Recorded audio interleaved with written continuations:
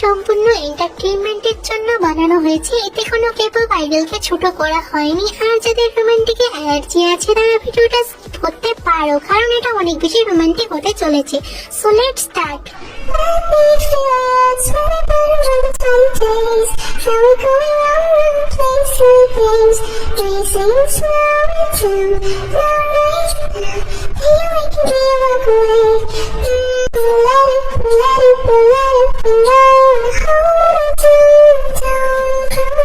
Touching and teasing me, telling me no.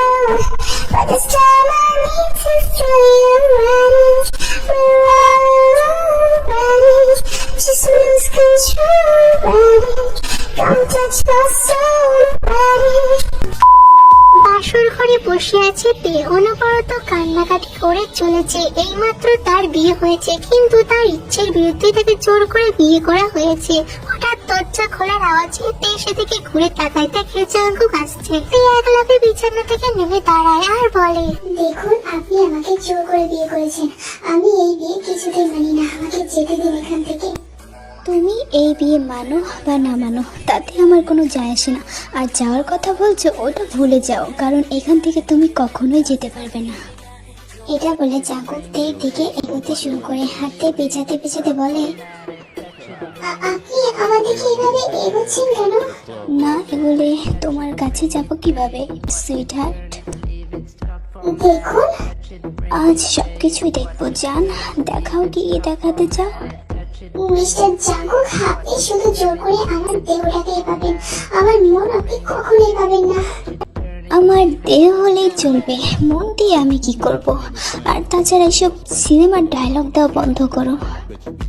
এটা বলে Jungkook তেকে এক টান দিয়ে নিজের কাছে নিয়ে আসে এবং তার ঠোঁটের দিকে এগোতে থাকে। তে জাঙ্কুককে নিজের ঠোঁটের দিকে এগোতে দেখে খিচে চোখ বন্ধ করে নেয়। এভাবে অনেকক্ষণ কেটে যাওয়ার পরে যখন তে দেখে জাঙ্কুক তাকে কিস করেনি, তখন সে টিপ টিপ করে চোখ খুলে দেখে জাঙ্কুক তার মুখের দিকে খুবই অপলক দৃষ্টিতে তাকিয়ে আছে। আমি তোমার ইচ্ছের বিরুদ্ধে গিয়ে কিছুই করবো না জান, তুমি শুয়ে পড়ে যাও। জাঙ্কুকের কথা শুনে তে তো পুরো অবাক। জাঙ্কুক এবার তেকে ছেড়ে দিয়ে বলে, এত অবাক হয়ে লাভ নেই। আমি তোমাকে এই কারণেই ছেড়ে দিয়েছি, কারণ আমি জোর করে তোমার সাথে কিছুই করতে চাই না। আর জোর করে করলে ঠিকঠাক ফিল আসবে না তো। তাই আমি অপেক্ষা করব যেদিন তুমি নিজের থেকে আমার কাছে আসবে। সেদিন দেখে নিও জান, আমি তোমাকে অনেক আদর করব। সেই দিনটা কখনোই আসবে না, কারণ আমি আপনাকে ডিভোর্স দিয়ে দেব। তের মুখে ডিভোর্সের কথা শুনে জাঙ্কুক রেগে যায় এবং সে আবার তের দিকে তেড়ে এসে ওর গলা টিপে ধরে বলে, কি বললি? তুই আমাকে ডিভোর্স দিবি? এই ডিভোর্সের কথা দ্বিতীয়বার উচ্চারণ করলে তোকে আমি জানে মেরে ফেলবো। তুই চাইলেও আমার আর তুই না চাইলেও আমার। তুই কোনোদিনও আমাকে ছেড়ে যেতে পারবি না। যদি কোনোদিন ছেড়ে যাওয়ার কথা মাথায় আসে তোর, সেদিনই তোকে আমি মেরে ফেলবো। আমি যদি পুরো মরেও যাই না, তারপরেও তোকে আমি ছাড়বো না। তোকে সাথে নিয়েই মরবো, মনে রাখিস। জাঙ্কুক এবার দিয়ে চোখের পানি দেখিয়ে তাকে ছেড়ে দিয়ে তার দুই গালে হাত দিয়ে বলে, এরকম কথা কখনোই বলো না জান। আমি মরে যাব যদি তুমি আমাকে কখনো ছেড়ে চলে যাও। আমি তোমাকে কতটা ভালোবাসি তুমি বোঝো না? এতদিন ধরে তোমার পিছনে পিছনে ঘুরছি, একটু বোঝো না কেন? কেন বোঝো না আমার ভালোবাসা? আমাকে কি একটু ভালোবাসা যায় না? দেখুন জাঙ্কুক, জোর করে কখনোই ভালোবাসা হয় না। আপনি যেমন আমাকে ভালোবাসেন, আমিও তো অন্য একজনকে ভালোবাসি, তাই না? তার থেকে আপনি আমাকে জোর করে তুলে এনে বিয়ে করেছেন। আমার উপর দিয়ে কতটা ঝড় হয়ে যাচ্ছে আপনি বুঝতে পারছেন? আপনি যেমন আমাকে ভালোবাসেন, আমিও তো অন্যকে ভালোবাসি। আপনি কেন বুঝছেন না? আমি কিচ্ছু জানি না, আমি শুধু জানি আমি তোমাকে ভালোবাসি আর তুমি শুধুমাত্রই আমার। আর ওই ইয়োনোর কথা বলছো, ওই বাস্টারটা তো তোমাকে ভালোবাসে না। ওটাকে তুমি ঠিকই ভালোবাসো, আর আমার ভালোবাসা কখনোই তুমি দেখো না। বাস্টার্ড কাকে বলছেন? ওই ইয়োনো আর আমি, আমরা দুজন দুজনকে ভালোবাসি। আর আপনি আমাদের মাঝখানে থার্ড পার্সন হয়ে এসেছেন। ইয়োনো তোমাকে ভালোবাসে, আর এটাও আমাকে বিশ্বাস করতে হবে। এতে তুমি এত বোকা কেন? ও তোমাকে যে ঠকাচ্ছে তুমি কেন বুঝতে পারো না? একদিন ঠিকই তুমি ইয়োনোর আসল রূপটা দেখতে পারবে, আর বুঝতে পারবে যে কে থার্ড পার্সন। আর সেদিন না বেশি দেরি হয়ে যায়। আমি কিছু জানতেও চাই না, বুঝতেও চাই না। আমি শুধু জানি আমি ইয়োনোকেই ভালোবাসি, আপনাকে কোনোদিনও ভালোবাসবো না। এর প্রতি উত্তরে জাঙ্কুক কোনো কথা না বলে চুপচাপ গিয়ে বেডের এক পাশে শুয়ে পড়ে। এটা দেখে তে বলে, এই আপনি বেডে শুচ্ছেন, আমি কোথায় শুবো? কেন আমার পাশে? স্বামী স্ত্রী তো আমরা, তুমি আমার পাশেই শুবে। আপনার সাথে আমি কখনোই শুবো না এক বিছানায়, আপনি সোফায় গিয়ে ঘুমান। ঘর আমার, বিছানাও আমার, আর আমাকেই কিনা বলছো সোফায় গিয়ে ঘুমাতে? আচ্ছা ঠিক আছে, আপনি বেডে শুন আর আমি গিয়ে সোফায় ঘুমাচ্ছি। আরে না না সুইটহার্ট, তুমি বিছানায় শুয়ে পড়ো, আমি গিয়ে সোফায় শুচ্ছি। এটা বলে জাঙ্কুক একটা বালিশ আর একটা চাদর নিয়ে গিয়ে সোফায় শুয়ে পড়ে। আর তে যে শোয়ার জন্য, এই লাইট অফ করলেন কেন? কেন লাইট অফ না করলে ঘুমাবো কিভাবে? আপনাকে আমার কোনো বিশ্বাস নেই, আপনি একদম লাইট অফ করবেন না। আর অন্ধকারের সুযোগ নিয়ে যদি, কি ভাবছো আমি তোমাকে যদি আমার কিছু করারই থাকতো না তাহলে এতক্ষণে এক রাউন্ড হয়ে যেত, তাই চুপচাপ শুয়ে পড়ো। জাঙ্কুকের এইরকম কথা শুনে তে আর কোনো কথা বলে না, সে চুপচাপ শুয়ে পড়ে এবং কিছুক্ষণের মধ্যেই ঘুমিয়ে যায়। জাঙ্কুক যখন বুঝতে পারে তে ঘুমিয়ে গেছে, তখন সে সোফা থেকে নেমে বিছানার কাছে এসে পা ভেঙে বসে তের মুখের দিকে তাকিয়ে থেকে ভাবে, আমার ঘুম হারাম করে কতটা নিষ্পাপ ভাবে ঘুমাচ্ছ তুমি, জানা তোমাকে আমি কতটা ভালোবাসি, কেন বুঝো না? কবে বুঝবে তুমি আমার ভালোবাসা? কিছুক্ষণ জাঙ্কুক তের মায়াবী মুখের দিকে তাকিয়ে থেকে তার কপালে একটা চুমু খেয়ে তারপর আবার সোফায় এসে শুয়ে পড়ে। ওরা ঘুমাক, ততক্ষণে চলো আমরা ওদের পরিচয়টা জেনে আসি। এটা হচ্ছে তে, বয়স 21 বছর, পড়াশোনা কমপ্লিট। পরিবারে শুধুমাত্র তার বাবাই আছে। তার মা তে যখন 5 বছর বয়স ছিল তখন সুবিনকে ডিভোর্স দিয়ে চলে গেছে, কারণ তার বাবা খুবই সাধারণ একটা জব করত। এতেও সুবিন তাকে অনেক হ্যাপি রাখার চেষ্টা করত, কিন্তু ইয়ঞ্জন মোটেও খুশি ছিল না। তে তো ছোট ছিল তাই কিছু বুঝতো না। প্রতিদিন সুবিন আর ইয়ঞ্জনের মধ্যে ঝগড়া হতো। এক পর্যায়ে ইয়ঞ্জন সুবিনকে ডিভোর্স দিয়ে চলে যায় এবং বড়লোক একজনকে বিয়ে করে নেয়। একবারও তের কথা ভাবেনি, ফেলে রেখে চলে যায়। তখন থেকেই সুবিন তার মেয়েকে খুবই আগলে বড় করেছে। সে যতই ছোটখাটো জব করুক, সে সবসময় রাজকুমারীর মতো করে রেখেছে তার মেয়েকে, কখনো মায়ের অভাবও বুঝতে দেয়নি। তারপরে বাবাকে কখনো মায়ের অভাব পূরণ করতে পারে, যাই হোক। আর এদিকে এটা হচ্ছে জাঙ্কুক, বয়স 27 বছর, পেশায় সে একজন বিজনেসম্যান, আর পাশাপাশি সে অনেক ভালো গান গায়। আর বাবা আরে, মা জিন, আর তার ছোট একটা বোন আছে নাম জিমিন। খুবই হাসি খুশি ফ্যামিলি তাদের। জিমিনের কিছুদিন আগে বিয়ে হয়ে গেছে তারই একটা বন্ধু সুগার সাথে, আর সে আজ বিয়ে করলো তার ভালোবাসার মানুষ তেকে। কিন্তু তে তো তাকে একটু ভালোবাসে না, সে অন্য একজনকে ভালোবাসে, তার নাম হচ্ছে ইয়োনো। ইয়োনো মোটেও ভালো ছেলে নয়, সে একজন প্লে বয়। সে তেকে ঠকাচ্ছে এটা তে বুঝতে পারে না। সে ইয়োনোকে অন্ধের মতো বিশ্বাস করতো এবং ভালোবাসতো। জাঙ্কুক তের পিছনে বিগত কয়েক বছর ধরে ঘুরছে, কিন্তু তে তাকে পাত্তাই দেয় না। ইয়োনো থেকে অনেকবার ব্যাকটাচ করার চেষ্টা করেছে, কিন্তু কোনো না কোনো ভাবে জাঙ্কুক তাকে বাঁচিয়ে নিয়েছে তের চোখের আড়ালে। তে কোনোদিনও সেটা বুঝতে পারেনি। তে এর বাবা সুবিনও ইয়োনোকে একদমই পছন্দ করতো না। সে জানতো ইয়োনো খুবই খারাপ ছেলে। সে তেকে বলেছে, কিন্তু তে মানতে নারাজ। তার চোখে ইয়োনো অনেক ভালো ছেলে, বিয়ে করলে সে তেকেই করবে। অবশ্য ইয়োনো তের সামনে এমন ভাবসাব নিয়ে থাকতো যেন মনে হতো সে খুবই একটা ভালো ছেলে। সুবিন তাই এক প্রকার বাধ্য হয়ে মেয়ের ইচ্ছে মতো ইয়োনোর সাথে বিয়ে ঠিক করে। তের বিয়ের খবর জাঙ্কুকের কানে যাওয়ার সাথে সাথে সে এক মুহূর্ত দেরি করে না, জিমিনকে পাঠিয়ে দেয় তেদের বাড়িতে। জিমিন আর তে একই স্কুলে পড়তো, তাদের মধ্যে ভালোই বন্ধুত্ব ছিল। জিমিন তেকে রুম থেকে ভুলিয়ে বালিয়ে বাইরে নিয়ে আসে, আর জাঙ্কুক সাথে সাথে তাকে তুলে নিয়ে গিয়ে সোজা বিয়ে করে তাদের বাড়িতে নিয়ে যায়। সুবিন এতে কোনো বাধা দেয় না, কারণ সে জানতো জাঙ্কুক খুবই ভালো ছেলে, তার মেয়েকে খুশিতেই রাখবে। ইয়োনো মতো একটা খারাপ ছেলের হাতে মেয়েকে তুলে দিতে হয়নি, এটা ভেবে সে নিশ্চিন্ত। তারপর তো তোমরা দেখলেই কি হলো, এবার চলো দেখি আগে আগে কি হয়।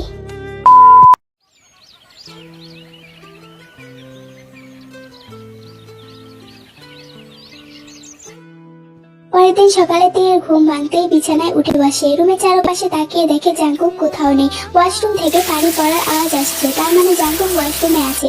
বেশ কিছুক্ষণ পর জাঙ্কুক বের হয়ে আসে। পরনে তার একটা ট্রাউজার আর একটা গেঞ্জি আর একটা টাওয়াল দিয়ে মাথা মুছছে। এত সকাল সকাল জাঙ্কুককে শাওয়ার নিতে দেখে তে তাকে বলে, আপনার এত সময় লাগে শাওয়ার নিতে? কি করব বলো, সচরাচর আমার বেশি সময় লাগে না শাওয়ার নিতে। কালকে রাতে বিরিয়ানি দেখার পরও খেতে পারলাম না, যে কারণে আমার লিটল কুকি প্রচণ্ড পরিমাণে রেগে গিয়েছিল, আর তাকেই ঠান্ডা করতে আমার এত বেশি সময় লাগলো শাওয়ার নিতে। কালকে রাতে আপনি বিরিয়ানি কোথায় পেলেন? আর এই লিটল কুকিটাই বাকি।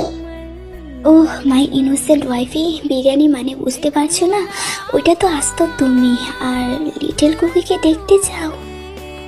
জাঙ্কুকের কথাগুলো বুঝতে তের কিছুক্ষণ সময় লাগে। তে যখন বুঝতে পারে জাঙ্কুক কি বোঝাতে চাইছে, তখন সে, আমি কিছু দেখতে চাই না, সরুন আমি শাওয়ার নিব গিয়ে। আচ্ছা, আমি না হয় আমার লিটল কুকিকে শান্ত করার জন্য শাওয়ার নিয়েছি, তা তুমি কি জন্য শাওয়ার নিতে চাও? কিছু তো করিনি আমি তোমাকে। আপনার অসভ্য কথাবার্তা বন্ধ করুন, আমার গরম লাগছে তাই আমি শাওয়ার নিব। ওহ, এই শীতেও তোমার এত গরম লাগছে? তুমি তো দেখছি অনেক হট। জাঙ্কুকের কথার উত্তরে তে কিছু না বলে জাঙ্কুকে একটা মুখ ভেঙচি দিয়ে বিছানা থেকে নেমে ওয়াশরুমের দিকে যায়। তখন আবার সে ভাবে তার তো এখানে কোনো জামা কাপড় নেই, সে কি পরবে। ও শিট, বলছিলাম যে জাঙ্কুক, আমার তো এখানে কোনো জামা কাপড় নেই, আমি কি পরবো? খালি গায়ে থাকো। হোয়াট? আলমারিতে দেখো, সবকিছুই আছে, তোমার জামা কাপড় যা যা লাগে সবকিছুই আছে। মানে ইনারও আছে? তুমি যেটা ভাবছো সেটাও আছে, গিয়ে দেখো। মানে আপনি এসব কিনেছেন? হ্যাঁ আমি কিনেছি, আর কে কিনবে? আর চোখের আন্দাজে তো দেখে মনে হচ্ছিল 32 হবে সাইজ, আমি 32 কিনেছি। হবে তো তোমার? অসভ্য নির্লজ্জ লোক যেন কথাকার। উফ জান, রাগ করলেও তোমাকে এত সুন্দর লাগে, ইচ্ছে করে। তে আর কোনো কথা না বলে আলমারির কাছে যায়, খুলে দেখে সেখানে অনেকগুলো ড্রেস। একটা ড্রেস নিয়ে সে ওয়াশরুমে চলে যায়, আর এদিকে জাঙ্কুক মুখ টিপে হাসছিল। জাঙ্কুকে তো তেকে লাগাতে খুব ভালো লাগছে, কিসব বলছি। যাই হোক, আর এদিকে চলো নিচে কি হচ্ছে দেখে আসি। জিমিন বসে বসে টিভি দেখছে। মায়ের বিয়ের কারণে এসেছে, 2 দিন থাকবে, তারপর চলে যাবে শ্বশুর বাড়িতে। আর জিন রান্না করছিল। ঠিক সেই সময় আরে মাসে জিনের কাছে আর বলে, ও জিনু, কি করছো গো দেখি? দেখতে পাচ্ছ না রান্না করছি? কি রান্না করছো? আমি কি তোমাকে হেল্প করব? আরে না, দাও, আমি তোমাকে এই সবজিগুলো কেটে দিচ্ছি। কত কষ্ট হয় গো আমার জিনুর। আরে না, তোমাকে হেল্প করতে হবে না, তুমি যাও ডাইনিং এ গিয়ে বসো, আমি কিছুক্ষণের মধ্যেও খাবার রান্না করে তোমাকে দিচ্ছি। যাও যাও।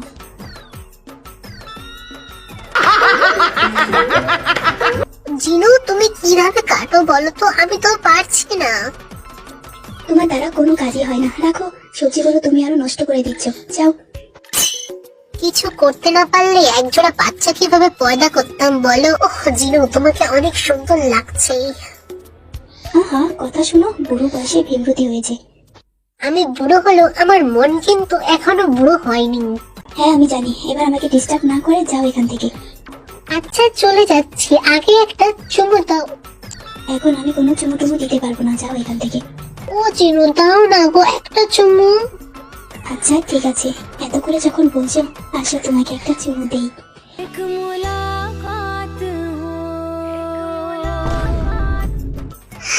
এটা কি দেখলাম আমি? এরা যাই হোক স্বামী স্ত্রী, আমি যাই হোক।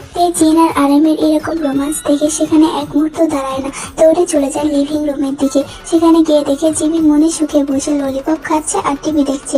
জিমিনকে দেখে তের এক দফা রাগ উঠে যায়। সে তেড়ে যায় জিমিনের দিকে। জিমিন যখন দেখতে পায় তে তার দিকে তেড়ে আসছে, তখন সে ভাবে, কি ব্যাপার, এইটা আমার দিকে এইভাবে কেন কেন তাকিয়ে আছে? মনে হচ্ছে চোখ দিয়ে গিলে খাবে। না বাবা, বোম ব্লাস্ট হওয়ার আগে এখান থেকে মানে কেটে পড়ি।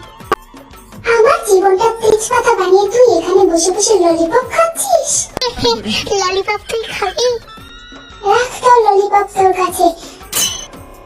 তুই যদি আমাকে কালকে ভুলভাল না বলে বাইরে বাইরে না নিয়ে আসতি, তাহলে এতক্ষণ আমার ইউনোর সাথে বিয়ে হয়ে যেত, এখানে থাকতে হতো না। আমি কি করেছি? সব জাঙ্কুক ভাইয়ার দোষও বলেছিল, তাই আর কি, ভাই তো তাই কথা ফেলতে পারতো। তোর ভাই বললো আর তুই করলি? তুই না আমার বেস্ট ফ্রেন্ড, তাহলে কিভাবে এটা করলি তুই? কি করতাম বলতে, ভাইয়ার কথা না শুনলে আমার বিল্লুটা ওখানেই বিধবা হয়ে যেত যে। তাই বলে তুই আমার শোন বই নামায়, আমি তোর সাথে পরে কথা বলি। আমার বিল্লুটা কান্নাকাটি করছে, যাই গিয়ে কান্না থামাই। এই চিমিনের বাচ্চা, দাঁড়া বলছি, কোথায় যাচ্ছিস? দাঁড়া। বাবা গো কি ভয়ঙ্কর, এখান থেকে তাড়াতাড়ি শ্বশুরবাড়ি কেটে পড়লেই বাঁচি। পরিস্থিতি যাতে স্বাভাবিক হোক, তারপর আমি আসবো। চলে গেলি, তোকে একবার হাতের কাছে পাই, মেরে মুখ ভেঙে দেবো। কিরে জিমিন, তুই চলে যাচ্ছিস কেন? তোর না আরো 2 দিন থাকার কথা ছিল। গো মা, যাই পরে আসবো এক সময়। পরিবেশটা আগে স্বাভাবিক হোক, তারপরে আসবো। বাই বাই মা। আসো মা, আমরা একসঙ্গে ব্রেকফাস্ট করি। আর ওই হতচ্ছাড়াটা কোথায়? হতচ্ছাড়া মানে সেটা কি? এ আবার জাঙ্কু। আরে তেমা, আসো আমার পাশে বসো, খাও। তোমার কি কি লাগবে আমাকে বলো, আমি তোমাকে সবকিছু সার্ভ করে দিচ্ছি। একদমই লজ্জা করবে না, আমি তোমার মায়ের মতো, আমাকে মা বলে ডাকবে, ঠিক আছে? আমার জাকু তোমাকে জোর করে বিয়ে করেছি, তুমি মন খারাপ করো না। আমার ছেলেটা কিন্তু অনেক ভালো, তোমাকে অনেক সুখে রাখবে, দেখে নিও। বলছিলাম তেমা, আমাদের বাড়িতে তোমার কেমন লাগছে? কোনো অসুবিধা হচ্ছে না তো? আরে না না আঙ্কেল, কোনো অসুবিধা হচ্ছে না। আরে বাবা বলে ডাকো, আমি তো তোমার বাবার মতোই, তাই না?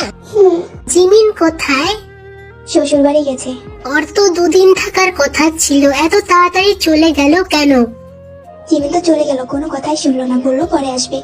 ও ও, আরে জিনু তুমিও বসে পড়ো আর আমাদের সঙ্গে ব্রেকফাস্টটা করে নাও।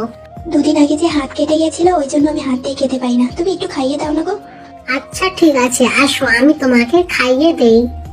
দিন দিন তুমি এত শুকিয়ে যাচ্ছ কেন জিনু? বেশি করে খাও আমার ওয়ার্ল্ড সুন্দরী বউটা।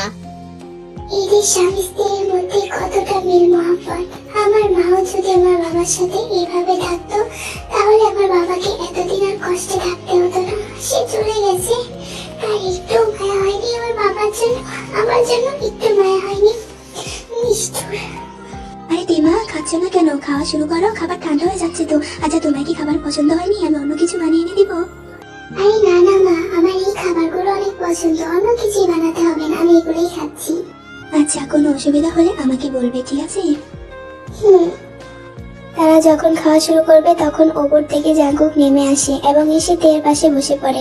জাঙ্কুককে দেখে আরেম বলে, তা জাঙ্কুক, হানিমুনে কোথায় যেতে চাস? বাসরটাই তো সারতে পারলাম না। যেদিন বাসরটা সারতে পারবো সেদিন তোমার বৌমাকে নিয়ে অনেক দূরে হানিমুনে চলে যাব। বাবা হই আমি তোমার, আমার সামনে অন্তত। আচ্ছা এটা তোদের ব্যাপার, যখন ইচ্ছা হবে হানিমুনে যাস। আমি আমার জিনুকে কিছুদিন পর ঘুরিয়ে নিয়ে আসবো, তোরা একাই থাক। হ্যাঁ গো।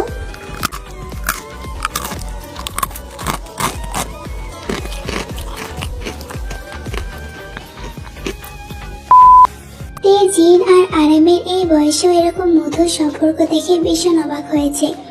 স্বামী স্ত্রীরা বুঝি এরকমই হয়।